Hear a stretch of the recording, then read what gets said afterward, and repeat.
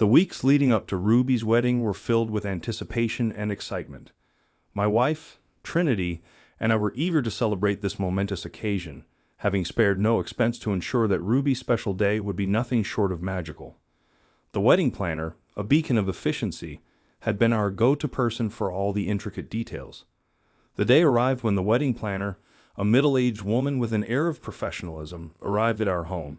She carried a clipboard, adorned with color-coded notes and timelines that captured the essence of Ruby's dream wedding. "Mr. Anderson," she began, her tone hesitating, "I'm afraid there's something we need to discuss regarding the guest list." A flicker of concern crossed my face, and I exchanged a puzzled glance with Trinity. "What's the matter?" I inquired, a sense of unease settling in. The wedding planner hesitated before handing over a meticulously organized list. "I received explicit instructions from Ruby regarding the guest list. Unfortunately, your names are not on it." Stunned, Trinity and I exchanged glances, disbelief etched on our faces. "Surely, there's some mistake," I stammered, my mind racing to comprehend the gravity of the situation. The wedding planner shook her head, her expression sympathetic but firm. "I double-checked, Mr. Anderson. Your daughter explicitly requested that you and Mrs. Anderson not be included in the guest list." The room fell into a heavy silence, the weight of those words sinking in. Trinity, usually the calm and collected one, voiced the question that hung in the air like an unspoken accusation. "But why Ruby? Why would she do such a thing?" The wedding planner, caught in the uncomfortable crossfire of a family's unraveling, could only offer a somber shrug. "I'm afraid I don't have the answers you're looking for. Perhaps it would be best to speak with Ruby directly." Trinity and I were left in stunned silence as the wedding planner made her exit, leaving us to grapple with the shocking revelation that our daughter had intentionally excluded us from one of the most important days of her life. The once joyous anticipation of the impending celebration now tainted by a bitter reality that we were struggling to comprehend. The revelation of Ruby's exclusion from the wedding list hung heavy in the air, casting a shadow over our home. Trinity and I, bewildered and hurt, found ourselves yearning for answers. The next day, with trepidation clouding our hearts, I decided to confront Ruby and unearth the roots of this unfathomable decision. I found Ruby at her apartment, surrounded by bridal magazines and the echoes of preparations for the grand day that was now tainted by an unspoken turmoil. As I entered, her gaze met mine, a mix of defiance and something more inscrutable. "Ruby, we need to talk about the wedding," I began cautiously, attempting to navigate the uncharted waters of our strained relationship. She sighed, an exasperated tone betraying the tension in the room. "If this is about the guest list, Dad, I've made my decisions. I don't want you and Trinity there." The bluntness of her words struck me like a physical blow. "But why, Ruby? What have we done to warrant such exclusion from your special day?" She looked away, her eyes avoiding mine, a sign of guilt or perhaps reluctance to delve into the painful past. "You've always favored Trinity, Dad. I never felt like your priority. And when I needed you the most, you took her side." My mind raced to decipher the layers of resentment that had built over the years. "I've always loved you, Ruby, but it's unfair to hold on to grudges from the past. We can work through this." A bitter chuckle escaped her lips. "Work through this? You don't get it, do you? You should have defended me, stood by me. But no, you chose her over your own daughter." Frustration gripped me, and I felt the weight of the years of miscommunication. "Ruby, I've always tried to do what's best for you. Trinity is my wife, and I can't change that. But I've never stopped caring for you." She glared at me, her anger palpable. "Caring? Is that what you call it? You let her replace Mom and expected me to accept it. And when I needed you, you were never there." The room echoed with the harsh reality of our strained bond. "Ruby, I can't change the past, but I've always tried to do right by you. Excluding us from your wedding won't fix anything." Her gaze remained unyielding. "Maybe not, but it's my choice. If you want to be a part of my life, you have to accept it." As I left her apartment, the door closing behind me with a resounding finality, the weight of Ruby's accusations lingered. the justification for her actions unveiled, leaving an indelible mark on the shattered remnants of our father-daughter relationship. The wounds inflicted by Ruby's decision festered, and the need for resolution clawed at my heart. A few days after the painful confrontation about the guest list, I found myself standing at the threshold of Ruby's apartment, emotions tightly coiled. As I entered, the air crackled with tension. Ruby, adorned in the trappings of wedding preparations, looked up, her eyes meeting mine with a mixture of defiance and an underlying vulnerability. "Ruby, we can't keep avoiding this. We need to talk," I implored, my voice a plea for understanding. She sighed, an exasperated acknowledgement of the impending confrontation. "Fine, let's talk, but I doubt anything will change." I nodded, the heaviness in the room pressing down on us. "I want to understand, Ruby. What did I do to deserve being shut out of one of the most important days of your life?" She paced the room, her movements mirroring the turmoil within. "Dad, it's not just about the wedding. It's about all those times you chose Trinity over me. When I needed you, you weren't there." I took a deep breath, attempting to bridge the gap between our fractured connection. "I'm sorry if you feel that way, Ruby. I've tried my best, and I love you more than anything." She scoffed, a bitter retort escaping her lips. "Love? If this is your version of love, I want none of it. You don't even understand how much you've hurt me." Tears welled up in her eyes, and for the first time I saw the vulnerability she hid behind her anger. "Ruby, I never meant to hurt you. I've made mistakes, but shutting us out won't fix anything." She glared at me, the fire in her eyes burning fiercely. "Maybe not, but it's the only control I have. You can't keep disappointing me if you're not around." The admission cut through me, and I fought to hold back my own tears. "Ruby, I'm your father. I may not be perfect, but I've always tried to do what's best for you." Her voice wavered as she spoke, a hint of vulnerability breaking through her tough exterior. "It's too late for that now. I've built a life without you, and I don't need you ruining it." The room was suffused with an overwhelming sense of loss, the tears in Ruby's eyes mirroring the ones threatening to spill from my own. "I can't change the past, but shutting me out won't make your future any brighter." Her gaze remained resolute, but beneath the defiance, I saw a daughter desperately trying to protect herself from the pain of a fractured bond. As I left her apartment, tears streamed down my face, mirroring the heartache that now defined our relationship. The weight of Ruby's rejection pressed heavily on my heart, and the sting of betrayal fueled a surge of anger within me. The following week became a battleground of conflicting emotions, culminating in a decision that would alter the course of Ruby's much-anticipated wedding. In a fit of frustration and resentment, I picked up the phone and dialed the number of the wedding planner, my voice trembling with determination. "Cancel everything," I commanded, the words carrying the weight of a decision made in the crucible of betrayal. The wedding planner, a voice of reason in the chaos, hesitated before responding. "Mr. Anderson, are you sure about this? It's an elaborate event, and canceling last minute will have significant repercussions." I clenched my jaw, the fire of retaliation burning fiercely. "I don't care. If she doesn't want us there, she can have her wedding without any of it." The days that followed were a whirlwind of cancellations and reimbursements, a systematic dismantling of the carefully planned celebration. Conversations with vendors and the venue echoed with the bitterness of my decision, each cancellation a bitter reminder of the fractured relationship with my own daughter. Trinity, my steadfast supporter throughout this tumultuous journey, voiced her concerns as she witnessed the repercussions of my actions. "Are you sure about this, Richard? Retaliating won't fix our relationship with Ruby. It might make things worse."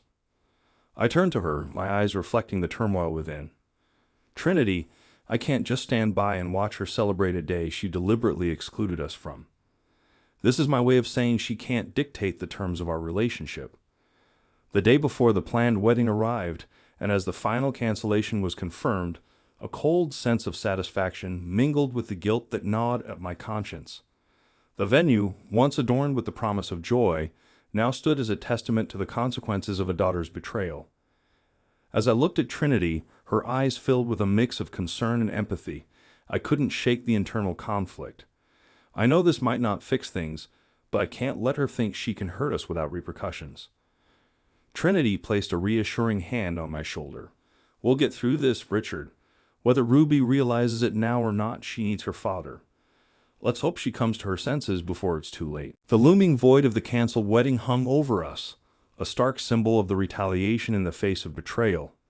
As the day of the wedding dawned, the consequences of my decision would unfold, leaving a fractured family to grapple with the aftermath of a tumultuous confrontation. The morning of Ruby's anticipated wedding arrived with an eerie quietness, a stark contrast to the jubilation that should have permeated the air. As the sun began its ascent, I couldn't escape the weight of the decision I had made. The cancellation had thrown the carefully orchestrated plans into disarray, and chaos loomed over the once promised celebration. The wedding venue, now void of the laughter and joy it was meant to host, stood as a silent witness to the aftermath of my retaliation. The decorations, the flowers, and the carefully chosen details, all rendered meaningless by the cancellation. Vendors arrived, only to be turned away, their frustration mirroring the tumult that churned within me. The wedding planner, a bearer of unwelcome news, approached with a furrowed brow. "Mr. Anderson, the security at the venue is refusing entry to the caterers and decorators. They claim the event has been canceled." A hollow sense of satisfaction mingled with guilt as I responded, "That's correct. Ruby made her choice, and now she has to live with it."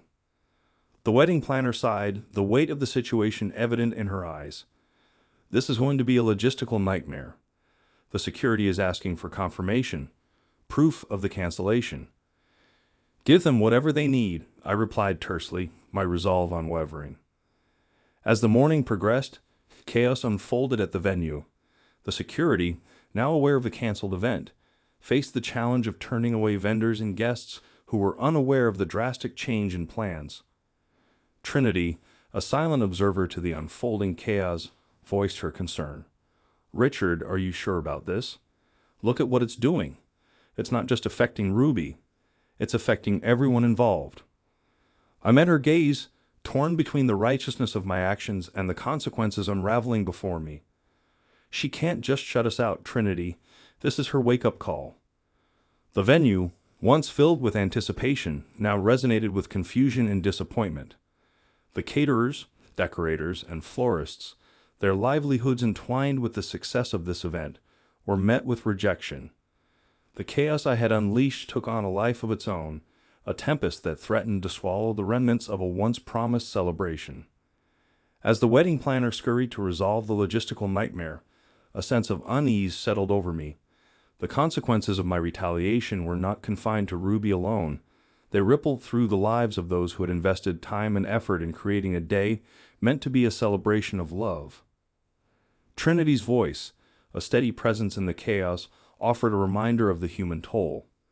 "Richard, I understand your frustration, but maybe there's a better way to handle this, for everyone's sake."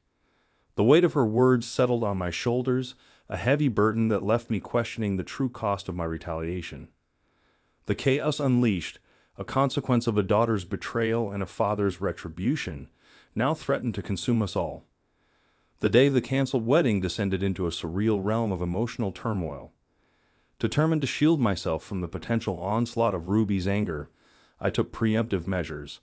With a heavy heart, I blocked her number, ensuring a temporary barrier against the barrage of accusations and frustrations that would inevitably follow.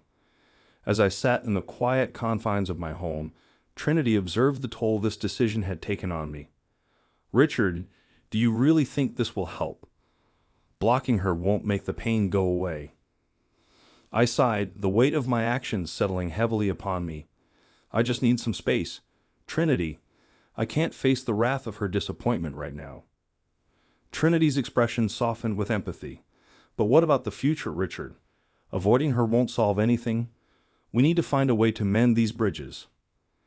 I nodded, acknowledging the truth in her words, yet reluctant to face the reality of the fractured relationship with my own daughter. Meanwhile, news of the canceled wedding had spread like wildfire. Friends and relatives, initially anticipating a joyous occasion, now faced the abrupt revelation of its demise. Calls and messages flooded in, demanding explanations I was not ready to give. My parents, initially disapproving of the canceled wedding, now reached out with a mix of concern and understanding. Richard, we're worried about you and Trinity. Is everything okay? My mother inquired, her voice laced with genuine concern. I hesitated, grappling with the words to convey the complexity of the situation. It's a difficult time, Mom. I just need some space to figure things out. She sighed, a mother's intuition sensing the depth of the turmoil. Don't shut us out, Richard. We're here for you no matter what. Yet the decision to block Ruby wasn't just a measure of self-preservation. It was an attempt to maintain a semblance of control over a situation that had spiraled out of hand. As the hours passed, the silence of the blocked calls echoed the growing chasm between father and daughter. Trinity, recognizing the fragility of the moment, spoke with a gentle insistence. Richard, blocking her might give you a temporary reprieve, but it won't solve the underlying issues. We need to confront this together. I met her gaze, a conflicted acknowledgement of the truth in her words. I know, Trinity, but right now, I need time to process everything. The house, once filled with the anticipation of a joyous celebration, now stood as a fortress against the impending storm. The decision to block and bar felt like a desperate attempt to shield myself from the fallout, yet deep down, I knew that true resolution would require facing the storm head-on. In the aftermath of the canceled wedding and the decision to block Ruby, the weight of my actions pressed relentlessly on my conscience. Trinity, my unwavering source of support, observed the toll this emotional turbulence had taken on me. Richard, you can't keep shutting her out like this.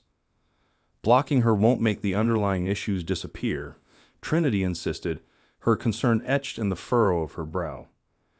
I ran a hand through my hair, frustration and guilt battling for dominance within me. I know, Trinity, but the pain is still too fresh. I can't face her disappointment right now. Trinity, with a gentle touch, urged me to confront the reality of our fractured family. Avoiding the issue won't solve anything, Richard. We need to find a way to mend these wounds before they become irreparable.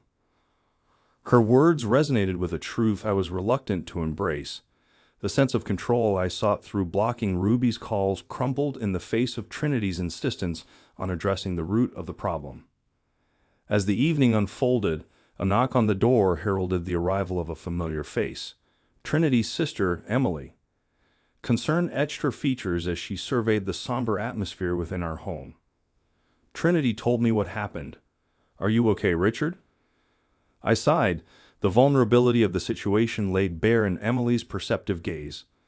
I don't know, Emily. Everything's a mess and I don't see a way to fix it. She took a seat beside me, offering a reassuring presence.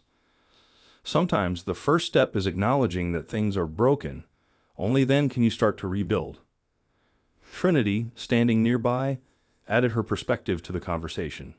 We can't change the past, but we have some control over the present. Richard, you need to talk to Ruby, and not just through blocking her calls. I nodded, the internal struggle evident in my expression. The guilt of canceling Ruby's wedding and the subsequent decision to block her festered, a relentless reminder of the fractures in our once unbreakable bond. The phone, lying on the table like a silent accuser, taunted me with the unanswered calls and messages from Ruby. Trinity, sensing the inner turmoil, spoke with gentle insistence. She's your daughter, Richard. She deserves a chance to be heard, even if the conversation is difficult. Emily chimed in, offering a perspective rooted in empathy. It's never easy, but sometimes facing the discomfort is the only way to find resolution. She might be hurting too, in ways you can't fully comprehend.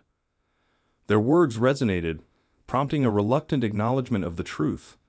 As the evening unfolded, the weight of my decisions bore down on me, pushing me to confront the consequences of my actions. The road to reconciliation, fraught with uncertainty, loomed ahead, demanding a willingness to face the discomfort and address the fractures within our family. As the echoes of the canceled wedding reverberated through our lives, Trinity and I found ourselves at a crossroads. The decision to block Ruby, once seen as a shield against the storm, now felt like a barrier preventing the healing we so desperately needed. One evening, Trinity sat across from me, her eyes reflecting a shared concern. Richard, we can't keep avoiding this. Ruby needs both of us right now, and we need to present a united front.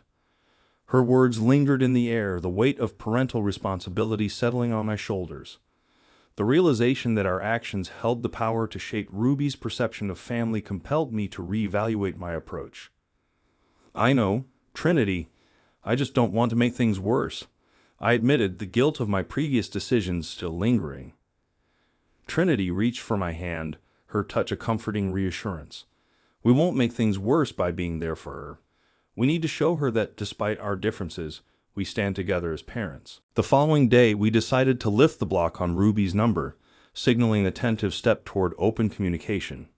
The phone, once a symbol of avoidance, now held the potential for reconciliation.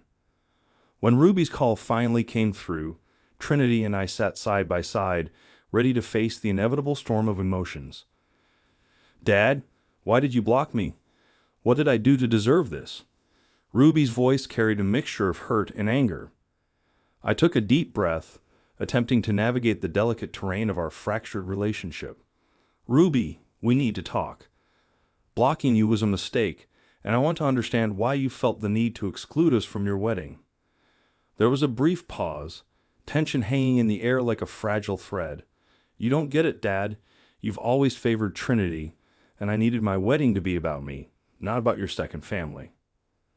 Trinity, sensing the need for unity, spoke up. "Ruby, we're both here to listen. Your dad and I want to understand your perspective, and we want to find a way to move forward as a family." Ruby's voice softened, a hint of vulnerability breaking through the anger. "It's not just about the wedding. It's about all those times you chose her over me. I needed my dad, and you were never there." I swallowed the lump in my throat, the weight of Ruby's words hitting home. "I'm sorry if you felt neglected, Ruby. I never intended to make you feel that way. Let's talk about how we can heal from this." The conversation unfolded, each word a tentative step toward understanding and resolution. It became clear that the fractures ran deep, but the shared commitment to rebuilding our family offered a glimmer of hope. As Trinity and I navigated the complexities of the conversation, a newfound sense of parental unity emerged. The journey toward reconciliation was far from over, but the decision to face the discomfort together marked a crucial turning point in our efforts to mend the bonds that had been strained to the brink. In the aftermath of the reopened lines of communication, Chapter 9 unfolded with a heavy sense of anticipation.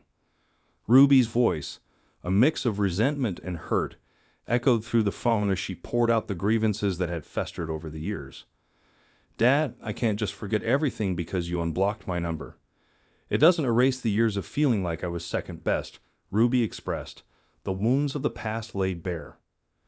Trinity, ever the mediator, responded with empathy. "Ruby, we understand that healing will take time, but we're committed to making amends and finding a way to rebuild our relationship with you." The silence that followed seemed to stretch endlessly, each moment pregnant with the weight of unresolved conflicts. Finally, Ruby spoke, her voice tinged with a mixture of resignation and defiance. "I don't know if I can ever forgive you, Dad. The canceled wedding, the blocked calls, it's too much." I sighed, the admission of my mistakes hanging in the air. "Ruby, I never wanted it to come to this. I wish I could go back and change things. All I want is for us to find a way to move forward." The conversation shifted, emotions ebbing and flowing like an unpredictable tide. Ruby, grappling with the pain of perceived neglect, recounted instances where she felt abandoned in favor of my second family. "I needed you when Mom left. I needed you when things got tough. But you were always with Trinity, leaving me feeling like an outsider in my own family," Ruby confessed, the vulnerability in her words cutting through the defenses I had erected. Trinity, acknowledging the reality of Ruby's experiences, offered a sincere apology. "Ruby, I am truly sorry if my presence ever made you feel neglected. That was never my intention. Your dad and I want to find a way to make amends and support you." As the conversation neared its end, a heavy silence settled in, a tangible reminder of the work that lay ahead. "I need time," Ruby admitted, her voice a weary whisper. "I can't promise forgiveness, but maybe we can work towards some kind of understanding." Trinity and I exchanged a glance, a shared acknowledgement of the long and uncertain road that stretched before us. "We'll give you the time you need, Ruby," I assured her. "We're here whenever you're ready to talk." The call ended, leaving a lingering sense of unresolved tension in the air. Trinity, always the voice of reason, spoke with a measured optimism. "It's a small step, Richard. Rebuilding won't happen overnight, but at least we started the journey." As the chapter concluded, the wish for peace hung in the air like a delicate hope. Unforgiven yet cautiously optimistic, our family stood at the threshold of a challenging but necessary path toward understanding, healing, and the elusive possibility of reconciliation.